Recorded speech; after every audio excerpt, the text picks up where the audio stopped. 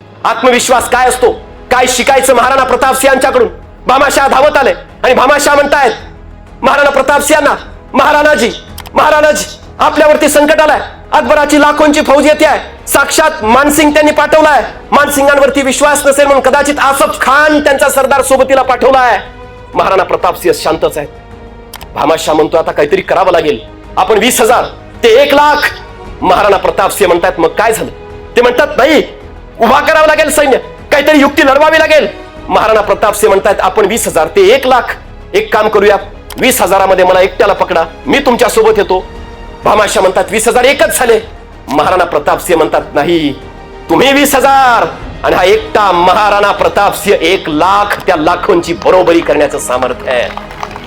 युद्ध किंवा लढाई ही पहिल्यांदा मैदानात किंवा रणात नाही तर ती मनात जिंकावी लागते.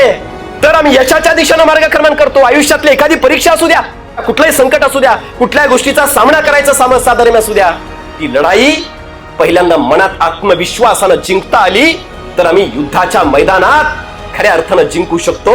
हा आत्मविश्वास या मातीतल्या आणि वर्तमानातल्या अनेक तरुणाईला महाराणा प्रताप सिंहांनी दिल्याचं तुम्हाला आणि मला पाहायला मिळतंय.